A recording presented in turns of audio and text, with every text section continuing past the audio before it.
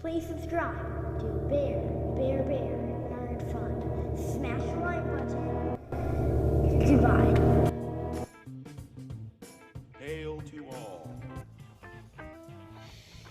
Well, hail to all. This is Bear Nerd Fun. Well, we're going to check out this here article, and we're going to do something a little bit different. And here we go. Voila. Okay, we got this cartoon article because this dude's nothing but a cartoon in a not so good way. So, Star Wars The Last Jedi, Rian Johnson admits he don't care about Star Wars canon and history. So, to me, he's a joke. He's just a joke. And, if he admits that he didn't care about Star Wars canon, does that mean that he was ever a real Star Wars fan? Was he? Because if someone admits, and they say first, they're a Star Wars fan. Okay? So, and then it gets reported that they don't care about canon. Star Wars fans care about canon. They care. They care about the story's consistency. They care about the story arcs. They care about the story, the hero's journey in that story.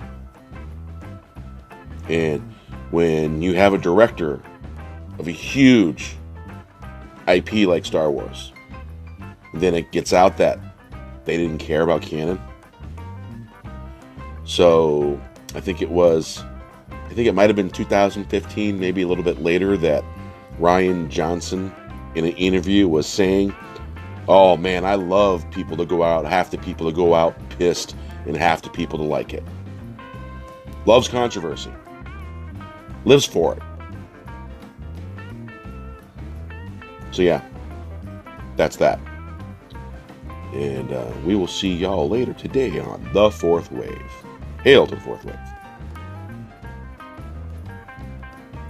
Hail to all. This is Bear Nerd Fun. Well, this guy's a cartoon in cartoon land because, he's fake. I've seen cartoons that are more real than him, actually, to be honest. Star Wars The Last Jedi director Rian the Man Baby Johnson admits he didn't care about Star Wars canon and history. Star Wars The Last Jedi director Rian Johnson admitted he really didn't care about Star Wars canon.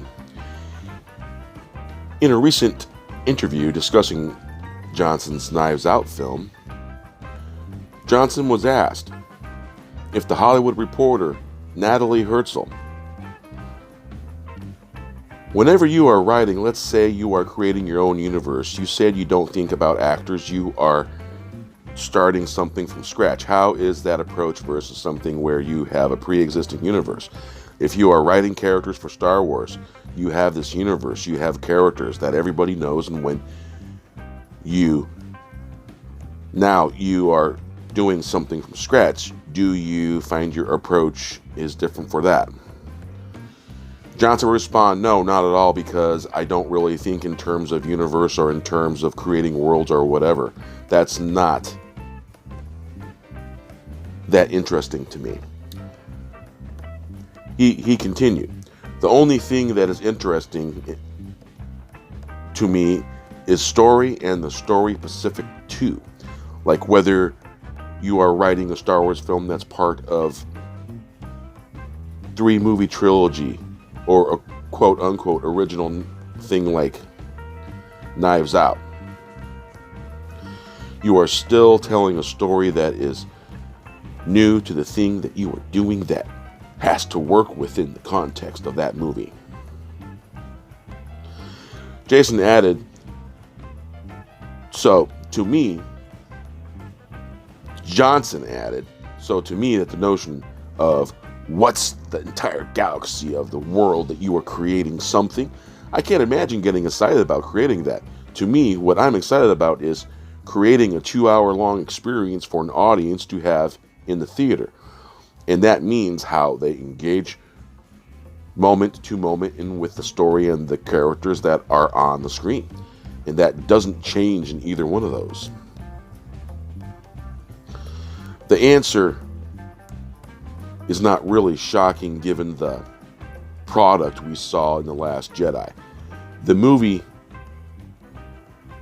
threw away a completely ignored characterization and story moments from The Force Awakens. The opening scene of the film is probably the biggest example. General Hux, played by Domhnall Gleeson, is turned into a complete and utter buffoon as he gets prank called by Poe Dameron.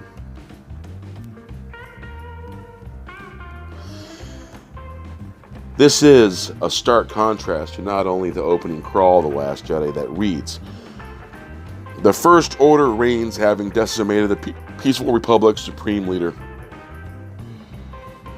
Snoke now deploys his merciless legions to seize military control of the galaxy." It continues, "But the resistance has been exposed as the First Order speeds towards the rebel base, and the brave heroes must mount a desperate escape." It literally describes Hux and the First Order as merciless legions.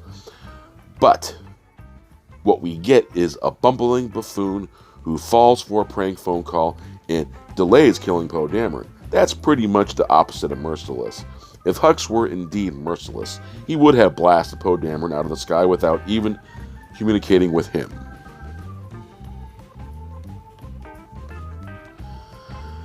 It also notes that the First Order decimated the Republic, who gave that order, General Hux in The Force Awakens.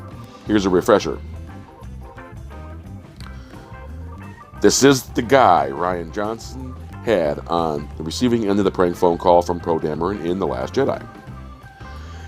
These 3 moments prove that Johnson believes he's preaching, and apparently so did Kathleen Kennedy at the head honchos of Lucasfilm. It's why the script, the prank phone call scene, and The Last Jedi were approved.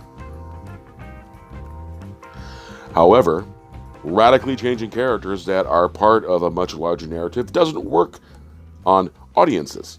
It doesn't work with Hux, and it most certainly doesn't work on Luke Skywalker, who is probably an even bigger example when it comes to altering characters to fit a singular narrative, despite 3 previous films defining who he is as a character in the main minds of audiences. Well, I can tell you that basically they took a hero that redeemed his father from the dark side, a Sith Lord, and brought him back. His father became a Force ghost. Nailed down his legacy as someone who cares, who will not abandon you. Refused to abandon somebody. And so this way, Luke Skywalker established this character that way.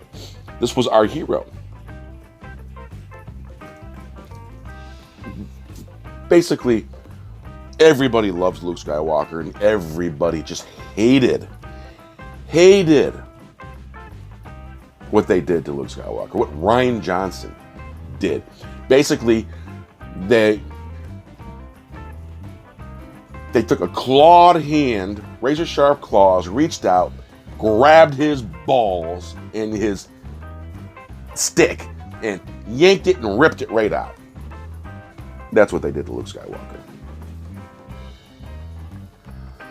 Luke was tested by the dark side force in Return of the Jedi. He even succumbed to those temptations when he attempted to strike down the Emperor, and subsequently dueled Darth Vader.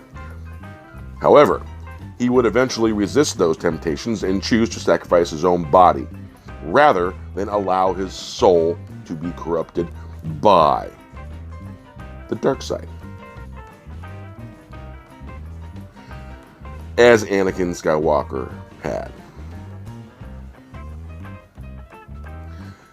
This choice ultimately awakened Vader to his wrongdoing and his failure as a father. He then decided to throw Palpatine down the central shaft in order to save his son's life. The choice also redeemed his soul. He might have been previously consumed by the dark side, as Obi-Wan Kenobi had previously stated. But this choice to save his son was also a choice to reject the dark side. In contrast to this Luke Skywalker who overcame temptations of the dark side, Rian Johnson depicts Jake Skywalker as an old hermit who has isolated himself from his friends and family. He also cut himself off from the Force. Do you like what I did there? Yeah, that wasn't Luke, that was Jake. Yeah, back to the story. In order to explain why Luke has done this, he shows Luke attempting to murder his nephew, something that would have been previously unimaginable, given that Luke Skywalker, we knew from the Return of the Jedi, the Luke Skywalker who threw down his lightsaber and sacrificed his own life in an attempt to redeem his father. Even if you could accept that Luke Skywalker attempted to murder his nephew, I don't. Oh, and neither do I. Back to the article. How can you accept the fact that Luke Skywalker decided to hide himself away in shame? It came to the realization, if he came to the realization, then Ben was falling to the dark side, would he not have gone to the same lengths he went to redeem Darth Vader? This is the major problem with Rian Johnson's The Last Jedi, which he is now finally admitting. He didn't care about the legacy of Star Wars. It was all about the single movie, the 2-hour-long experience from an audience to have in the theater. That's not how movie series work. That's not how a trilogy works. And it's ultimately why Disney's Star Wars films are an utter disaster, story and character-wise. I would say it's an utter disgrace. Back to the article. What do you make of Johnson's latest comments? Do you think he's finally being truthful about Star Wars The Last Jedi? I think he should never work ever again. This article was by John F. Trent at Bounding Into Comics. There is a link in the info below. You'll find John F. Trent's YouTube channel for Bounding Into Comics there. And the link to the story will also be linked below. Hail to the Phantom Menace, and remember, Gary said it best: we do not kneel.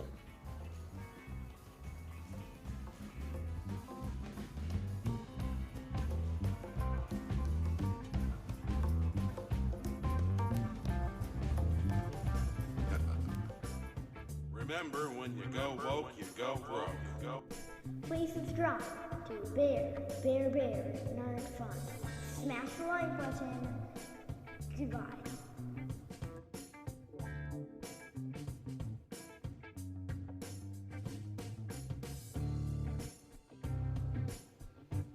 Say hello. Hello. Say hello. Say nerd fun. Nerd fun. Nerd fun. Say goodbye. Goodbye.